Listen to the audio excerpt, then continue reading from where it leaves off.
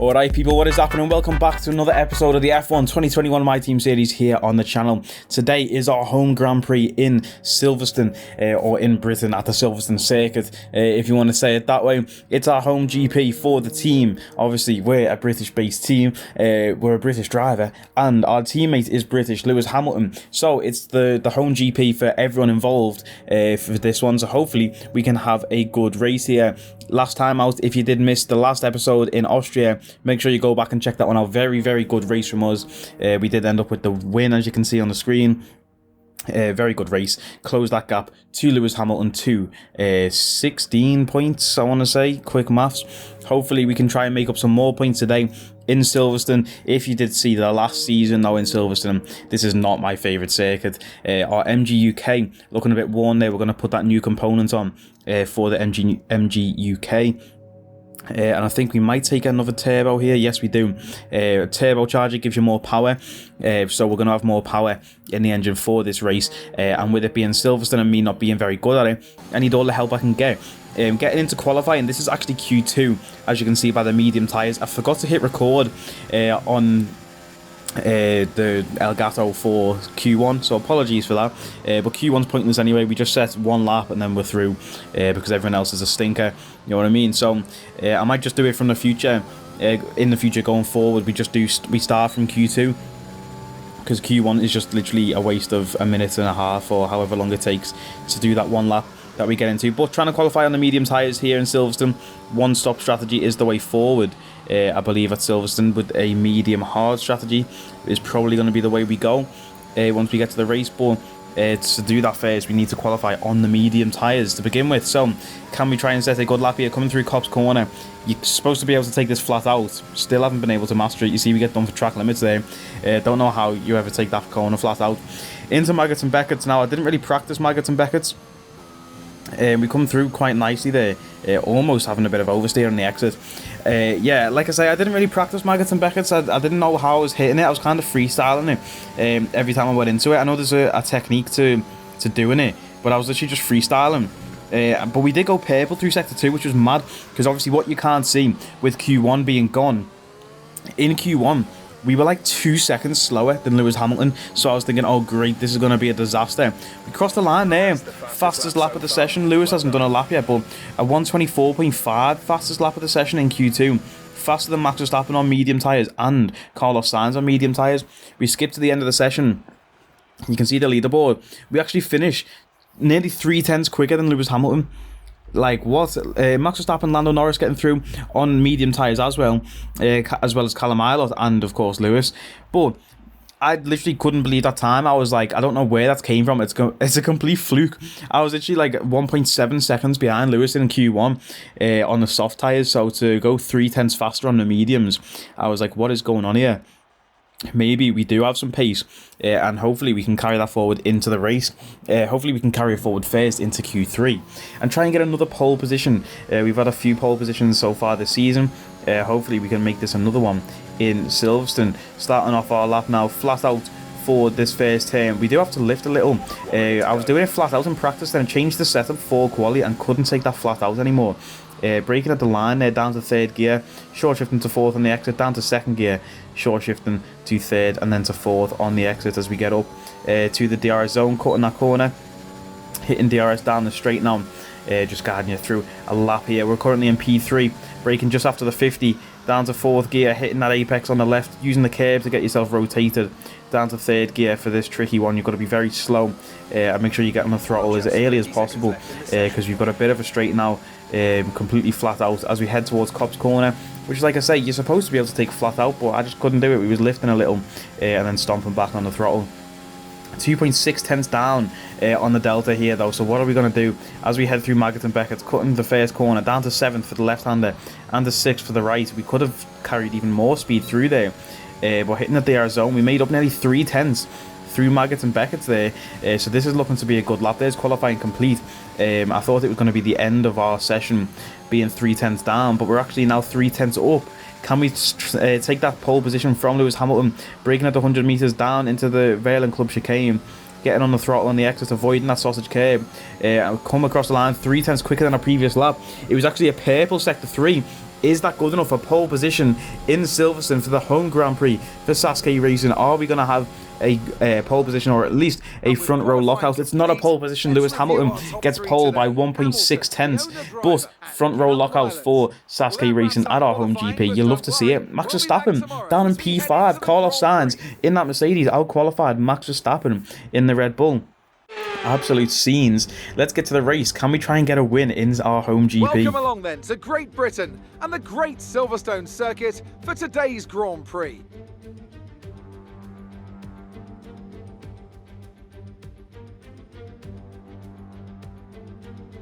The 3.6 miles of the Silverstone Circuit in Great Britain is hallowed ground to the Formula One faithful. We have 18 corners that wrap around this former World War II airbase and some good passing opportunities at the end of the DRS zones. Alongside me once again for coverage of today's race, it's none other than the great Anthony Davidson. Let's discuss Red Bull. What do you make of their performance so far this season? Well, the atmosphere within that team seems very positive at the moment. Everyone seems like they're in great spirits and having a lot of fun doing what they do, and that's definitely contributed to the performances we've seen.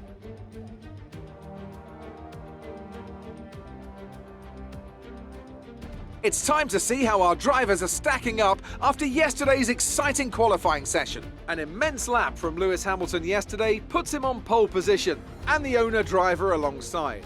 Looking down the rest of the grid, we have Eilert, Sainz, Max Verstappen and Norris, Leclerc, Ricciardo, Russell and Jack Aitken, Fernando Alonso, Tsunoda, Christian Lundgaard and Mick Schumacher, Joe, Vettel, Pierre Gasly and Lance Stroll, Giovinazzi, Latifi, Tigtum and Nikita Mazepin. Which of these talented drivers will come out on top today?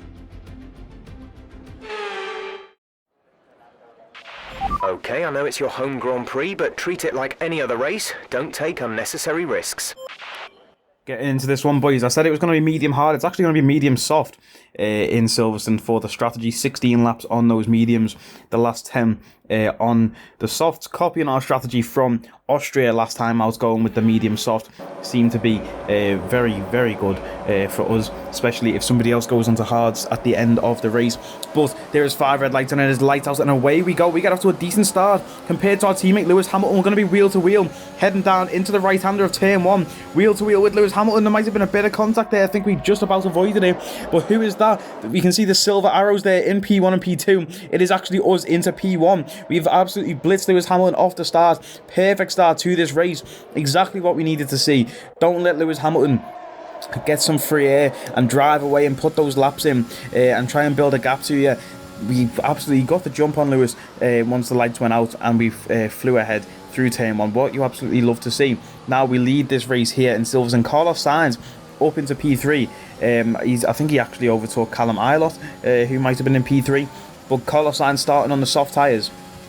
Going to be interesting to see how Sainz does on the alternate strategy, because you can see everyone else in the top 5 is on medium tyres apart from Sainz. So has Sainz got the right idea starting on the softs, or is starting on the mediums the best way to go? For me personally, starting on the mediums is the best way to go, especially now we are in P1, because now we can just push this stint as far as possible with no one in front of us. Well, speaking of no one in front of us, there goes Lewis Hamilton trying to make a move to get back in front of us. He's not going to be close enough as we head into the braking zone now. It looked like the 2 Red Bulls were fighting in the background there with Carlos Sainz as well, trying to make up some positions. It's going to be very close in this top 5, I can already tell, because I think the Red Bulls are going to be faster than Sainz, even though he's on the softer compounded tyres. So they're going to be battling with Sainz all race, and then we're going to be battling with Lewis all race. You see how close Lewis is on our gearbox as we come through each of these corners. He's so close, it's like we're one car in the same. Lewis literally just following so close behind us. We might just brake check him in a second and try to get him off our back. But our name is not Max Verstappen, we don't brake check. So we're going to head down this straight now. Lap 2, so DRS still isn't activated. We're trying to pull that gap.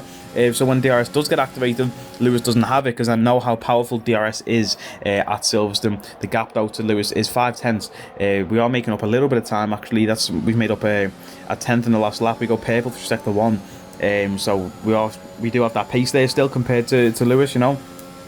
But coming through Copse, this is where we lose the most time, because the AI just take it completely flat out, and we can't do that, you know what I mean? So there you go, you see the launch that Lewis gets out of Copse corner. He makes up like 1.5 tenths through that corner every time. And coming through Maggots and Beckett's, if you mess this up once, the AI are going to be on your ass.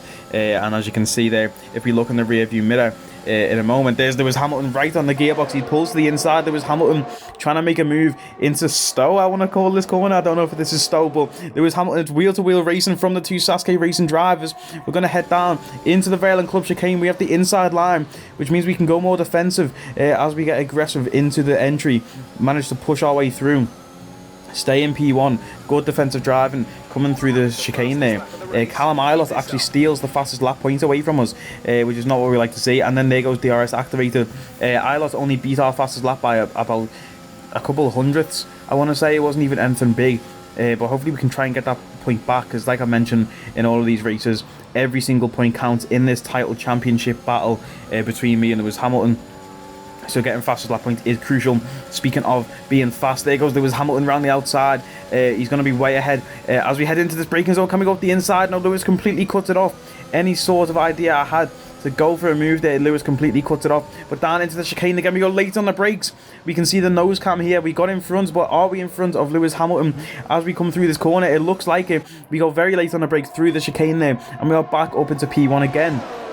Completely holding up Lewis Hamilton, and look at the train that's starting to form behind. Carlos Sainz really holding up those two Red Bulls, who I think are much faster than Sainz at the moment. Callum Ilott, of course, with that fastest lap point of the race so far. So obviously the Red Bulls do definitely have pace around this circuit, but yeah, we really messed up with the setup as well, boys. I was doing it in practice, I was doing a few laps in practice to warm up, and I was absolutely smashing it. But then I realised in quali, I was using the default setup, and I didn't have my setup on. Came into the qualifying session and the race, and I hated this setup. But there goes Lewis Hamilton up the inside. We're looking for like a switchback or something there as to go onto the grass. But Lewis Hamilton ahead, down into the chicane again. We're going to send it from deep way downtown. We managed to hit the apex of the first corner. We're coming through the second one. It's going to be wheel to wheel with Hamilton, and Hamilton has to slam on the brakes there to avoid a collision. Now he's fallen back a little towards Carlos Sainz. The gap is now 8 tenths.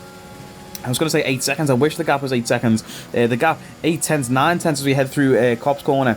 Lewis Hamilton will really putting in that gap to Lewis. Even when he gets DRS, he's not going to be able to be close enough to make a move while he's 8 tenths behind. Coming through Maggots and Beckett's though, and what's it? Maggots and Beckett's and Chapel, is it?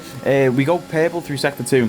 Through Maggots and Beckett's. Lewis not being able to get close to us. Now we are in good stead, boys, to keep this race going, to keep pushing. We've got about 10 or so laps before we come into the pits for those soft tyres. As long as we can stay ahead of Lewis Hamilton before we get the soft tyres on, that is absolutely ideal. You've seen already, if he gets close to us, we can defend it. There's the fastest lap of the race, and Lewis Hamilton takes it off us by 500ths. Lewis took the fastest lap there. Absolute joke as we head through into turn 2. But yeah, I can't even remember what I was saying now. But yeah, oh no, I do remember what I was saying actually. If Lewis gets close enough, we can defend it. But if we let him get ahead, he's just going to absolutely blitz us, put those fast laps in, and we're not going to be able to catch him. And it's going to be, any possibility of winning this race is going to be gone. Pebble through sector 1, we're trying really hard to get that fastest lap back. Even though later on in the race we're going on to soft tyres, so we will probably set faster laps anyway, but I'm pushing these mediums as hard as I can just to try and set the fastest lap for the point, not only for the points, but to create a gap to Lewis Hamilton behind. Through Copse corner again, look at that for missing an apex. People were talking about Hamilton missing the apex when he crashed Max Verstappen out there. How about that for missing an apex? We go completely off the track. Didn't even get a track limit warning for that, which is hilarious because we set our own limits to the track there. There wasn't even any track to be limited on, but we go purple through sector 2 as well. Like I say, it was a fluke every time I went purple through sector 2 because I had no strategy for Maggots and Beckett's other than freestyle. Still 8 tenths to Lewis Hamilton, even though he's still in DRS range. He's getting DRS down all these points. He's not being able to close that gap, and coming through the Vale and Club chicane now, it's nearly up to a second. There's the fastest lap. We take that point back by nearly 3 tenths to the lap Lewis set in the last time out. But here he comes, lap 8. He's back within 3 tenths of us. And again, it's Copse corner that was doing it every single time, bro. Don't panic just yet, but we've seen a problem at our end. We're looking into it. Now that is the last message you ever want to hear on your team radio, but sometimes Jeff just says that and then nothing comes of it. So we've got to hope that that is the case as we head down the straight now. Is this the Lewis Hamilton straight or is that the other one? Is this the Hanger straight? I don't know. I've got my Silverstone corners mixed up here. But we're defending, making our car as wide as possible to try and counter Lewis Hamilton, not let him get that overtaking, heading into the chicane again now. Okay, we have a severe engine issue. Find a safe space to retire or return to the pits. This is serious. We need you to retire as soon as possible. A new strategy is available. Boys, it's just devastating. It's just completely devastating. Lewis Hamilton zooms past us. Our car gets parked on the apex there, holding up the pack behind. So now we're giving Lewis Hamilton even more of a chance to go and win this race because we've just held up the pack. By the way, when you retire from the race here, like, I'm not controlling the car, this is the computer controlling it. So they've just completely held up the rest of the pack, and we retire from the race. Some imminent gearbox issue. Now, when Jeff came on initially and he said, "Oh, we've got some engine failure, retire." But it wasn't engine failure, it was a gearbox failure. First time I've seen a gearbox failure. And if you do remember, we put this gearbox in early as well, because you're meant to go 6 races and then get a new gearbox. But in Canada, we took a 5-place penalty to put this gearbox in. This is the 4th race we've done on this gearbox, and it's decided to fail on the 4th race. Like, there's something going on here, bro. Lewis Hamilton's messing with our car or something. But that is the biggest thing. That is why it's so devastating. I keep saying in these videos, every single point counts, every race counts, because it's going to be so tight at the end of the season for this title battle. And it was always within one race, always within one race or even one position in the race. The gap coming into this, wow, look at the nose of Lewis's car there. I don't know if you've seen that, the nose is battered on his car. But yeah, like I'm saying, the gap coming into this race was 16 points. That's the difference between like P1 and P10 if Lewis gets caught up behind a safety car or something like that, do you know what I mean? So